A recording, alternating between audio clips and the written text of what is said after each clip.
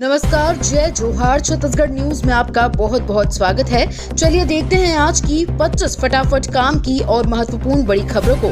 पर इससे पहले आप वीडियो को कहां से देख रही हैं, कमेंट में बताना बिल्कुल ना भूलें।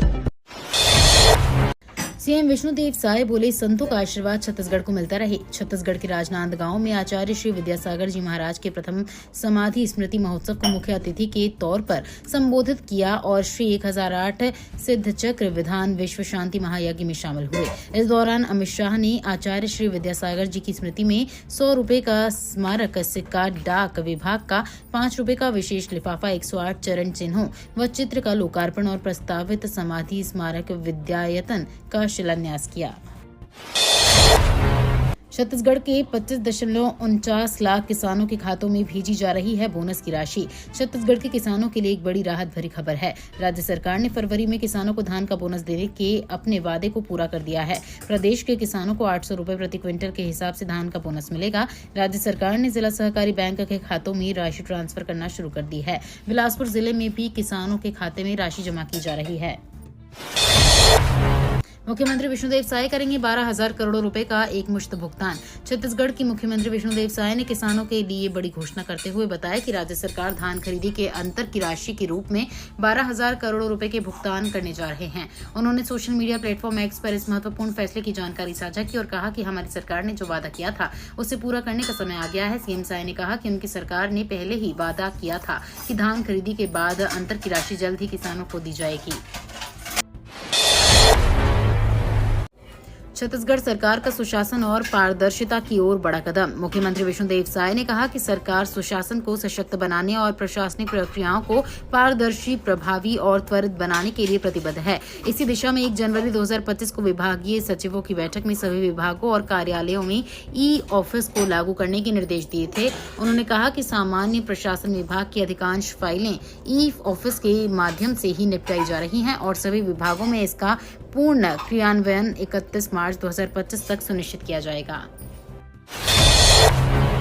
भिलाई पावर हाउस में भारी वाहनों की नो एंट्री। भिलाई टाउनशिप से होते हुए छावनी चौक एसीसी चौक को जोड़ने वाले मार्ग में भारी वाहनों को प्रतिबंधित कर दिया गया है। सुबह 6 बजे से रात 9 बजे तक कोई भी भारी वाहन इस मार्ग से होकर नहीं गुजरेगा। भिलाई टाउनशिप के सेक्टर 1 से फ्लाईओवर ब्रिज होते हुए नंदिनी रोड में हर समय भारी वाहन दौड़ते रहते हैं। सुबह और रात के समय इसके चलते यहाँ जाम की स्थिति होती थी और आए दिन यहाँ एक्सीडेंट होते थे। इसे देखते हुए दुर्ग कलेक्टर ऋचा प्रकाश चौधरी ने छावनी एसडीएम को यहां नो एंट्री लागू करने के निर्देश दिए।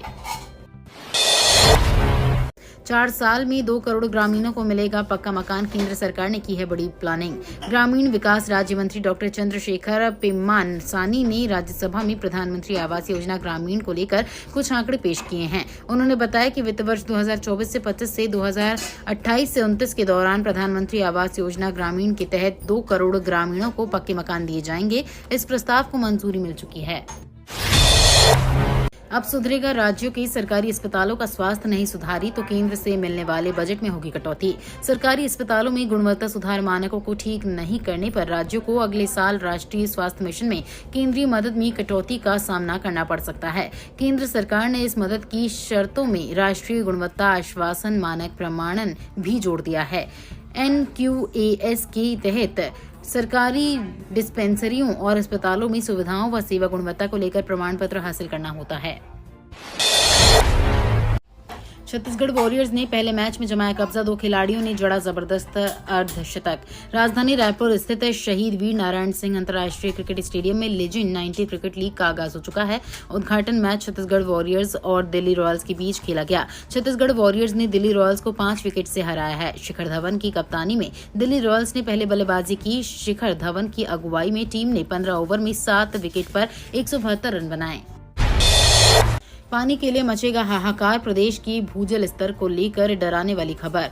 गर्मी के मौसम में भूजल स्तर की गिरावट को नियंत्रित करने के लिए जिला प्रशासन ने एक अनूठी पहल की है, जिसके अंतर्गत जिला कलेक्टर और अन्य अधिकारी गांव-गांव जाकर ग्रामीण किसानों से मुलाकात कर रहे हैं और उन्हें पानी की बचत के उपायों के बारे में जागरूक कर रहे हैं। कलेक्टर द्वारा गाँव के भ्रमण के दौरान खेतों में ग्रीष्मकालीन धान की फसल के स्थान पर मक्का, चना, सरसों जैसी फसलों की सलाह दी जा रही है।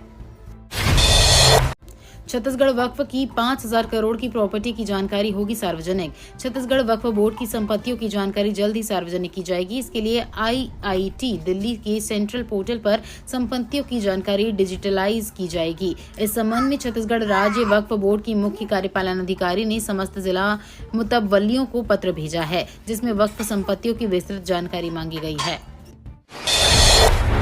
छत्तीसगढ़ में कांग्रेस को बड़ा झटका, आधा दर्जन नेता बीजेपी में शामिल। छत्तीसगढ़ में नगरीय निकाय चुनाव से पहले राजनीतिक हलचल तेज हो रही है। भाजपा, कांग्रेस और आम आदमी पार्टी सहित अन्य दलों ने प्रचार में पूरी ताकत झोंक दी है। इसी बीच बिलासपुर की राजनीति में बड़ा उलटफेर देखने को मिला है। कांग्रेस को बड़ा झटका देते हुए लालटू घोष सहित 6 वरिष्ठ नेता भाजपा में शामिल हो गए हैं। सूत्रों के अनुसार टिकट वितरण को लेकर असंतोष के कारण इन नेताओं ने पार्टी छोड़ने का फैसला किया। मुख्यमंत्री विष्णुदेव साय का बयान, छत्तीसगढ़ में भाजपा की सरकार बनाएगी, चिरमिरी में विकास। मुख्यमंत्री विष्णुदेव साय ने चिरमिरी में आयोजित विशाल विजय संकल्प रैली को संबोधित करते हुए कहा कि पिछले 5 वर्षों में निगम सरकार ने शहर का सर्वांगीण विकास नहीं किया। सड़क, बिजली, पानी और सफाई के मामले में पूरी तरह से विफल रही है। भाजपा के नेतृत्व में शहर का विकास होगा। छत्तीसगढ़ की सांस्कृतिक विरासत और जन कल्याणकारी योजनाओं से प्रभावित हुए सैन्य अधिकारी। छत्तीसगढ़ बहुत सुंदर प्रदेश है और नैसर्गिक सुंदरता, सांस्कृतिक धरोहर और समृद्ध जैव विविधता इसे खास पहचान देती है। मुख्यमंत्री विष्णुदेव साय ने उनके निवास कार्यालय में नेशनल डिफेंस कॉलेज से आए 18 सैन्य और सिविल सर्विस के अधिकारियों के दल ने छत्तीसगढ़ भ्रमण उपरांत उनसे मुलाकात कर अपने अनुभवों को साझा करते हुए ये बातें कही हैं। मुख्यमंत्री ने उत्सुकता के साथ सभी सैन्य अधिकारियों से उनके छत्तीसगढ़ भ्रमण को लेकर चर्चा की।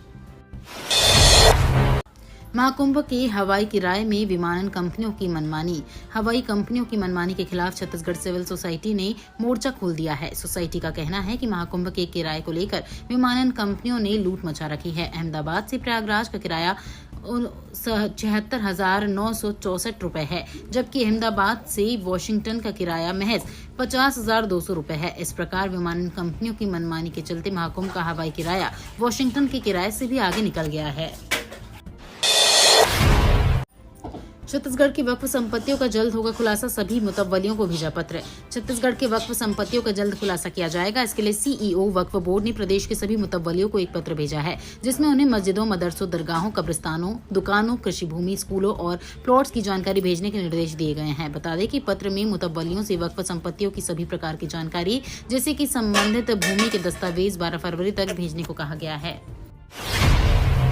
छत्तीसगढ़ में केंद्र और ट्रंप सरकार के खिलाफ विरोध प्रदर्शन। अमेरिका से 104 अवैध प्रवासियों भारतीयों को वापस भेजे जाने को कांग्रेस ने अपमानजनक बताया। इसे लेकर कांग्रेस लगातार केंद्र सरकार पर हमलावर है। छत्तीसगढ़ में केंद्र और अमेरिका सरकार के खिलाफ कांग्रेस विरोध प्रदर्शन करने जा रही है। प्रदेश भर के जिला मुख्यालयों में पुतला दहन और विरोध प्रदर्शन किया जाएगा। छत्तीसगढ़ में एक ही EVM में 2 बार वोट डालेंगे मतदाता, तैयारियों की हुई समीक्षा। छत्तीसगढ़ में नगरीय निकाय एवं त्रिस्तरीय पंचायत आम चुनाव 2025 की तैयारियों को लेकर राज्य निर्वाचन आयुक्त अजय सिंह ने अधिकारियों के साथ समीक्षा बैठक की। उन्होंने शासकीय इंजीनियरिंग कॉलेज सेज बहार में बैठक कर मतदाता प्रक्रिया, EVM की व्यवस्था, सुरक्षा प्रबंधन और मतदाता जागरूकता अभियानों की समीक्षा की। आयुक्त अजय सिंह ने बताया कि इस बार मतदाता एक ही EVM में 2 बार वोट डालेंगे, एक महापौर अध्यक्ष के लिए और दूसरा पार्षद के लिए। धान खरीदी पर सियासत, भूपेश बघेल ने कहा, कांग्रेस की वजह से मिला समर्थन मूल्य। छत्तीसगढ़ में आगामी चुनाव से पहले धान खरीदी में समर्थन मूल्य पर सियासत तेज हो गई है। विपक्षी कांग्रेस पार्टी और सत्ताधारी भाजपा जनता को भरोसा जीतने में लगे हैं। उन्होंने कहा कि किसानों को मेहनत का सम्मान मिलना चाहिए। भूपेश सरकार ने किसानों को 2,850 समर्थन मूल्य दिया। किसानों को अब 3100 समर्थन मूल्य मिल रहा है, तो ये कांग्रेस सरकार की वजह से मिल रहा है। लेकिन कांग्रेस सरकार बनती तो 3,217 रुपए समर्थन मूल्य किसानों को मिलता। बलौदा बाजार में बाल विवाह रोकने में प्रशासन की कार्रवाई। बालिग होने से पहले ही विवाह बंधन में बंधने जा रहे बच्चों को प्रशासन ने बचा लिया। पलारी विकासखंड के 3 अलग अलग गांवों में होने वाली नाबालिगों की शादियों को जिला प्रशासन ने समय रहते रोक दिया। ग्राम ओडान में 19 वर्षीय युवक की शादी की तैयारियां अंतिम चरण में थीं। मंडप सजा हुआ था और मेहमान भी आ चुके थे, लेकिन प्रशासनिक टीम ने दस्तावेजों की जांच में पाया कि लड़का कानूनी रूप से विवाह योग्य नहीं है। छत्तीसगढ़ में अब पेट्रोल पंपों पर भी होगी वाहनों की प्रदूषण जांच। छत्तीसगढ़ में अब पेट्रोल पंपों पर पीयूसी स्टेशन बनाए जा रहे हैं, जिसके बाद लोग पेट्रोल पंपों पर फ्यूल हवा के साथ प्रदूषण जांच भी करा सकेंगे। इसका उद्देश्य वाहनों से निकालने वाले धुएं पर रोक लगाना है। परिवहन सचिव एवं परिवहन आयुक्त एस प्रकाश और अपर परिवहन आयुक्त डी रविशंकर ने तेल कंपनियों के प्रतिनिधियों के साथ आज बैठक की, जिसमें तेल कंपनियों ने अपने पेट्रोल पंप में प्रदूषण जांच केंद्र स्थापित करने के निर्देश पर सहमति जताई।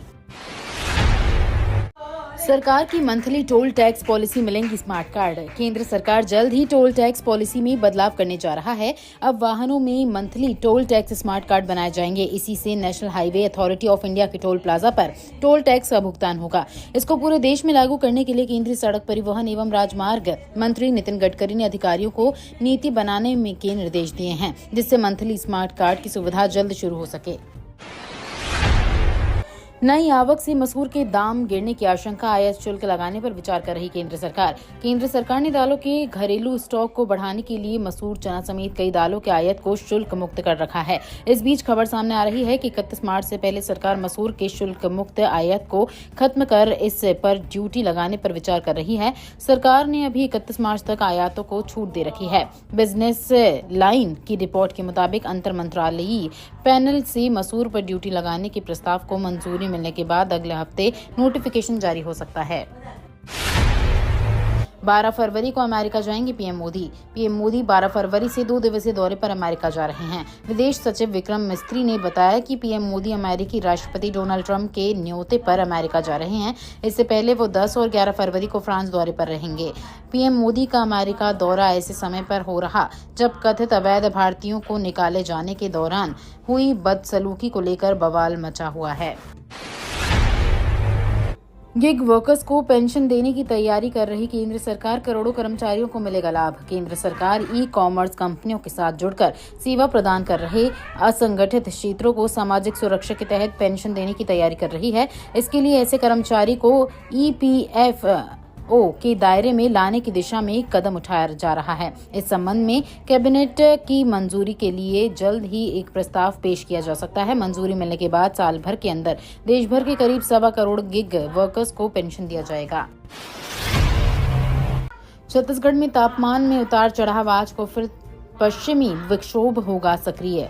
छत्तीसगढ़ में मौसम में बदलाव जारी है। पश्चिमी विक्षोभ के प्रभाव से प्रदेश के विभिन्न हिस्सों में तापमान में उतार चढ़ाव देखने को मिल रहा है। प्रदेश में सबसे अधिकतम तापमान दंतेवाड़ा में दर्ज किया गया, जहां तापमान 34.8 डिग्री सेल्सियस तक पहुंच गया। वहीं सबसे कम तापमान बलरामपुर और रामानुजगंज में 13.6 डिग्री सेल्सियस व गौरेला, पेंड्रा, मरवाही में 14.6 डिग्री सेल्सियस दर्ज किया गया।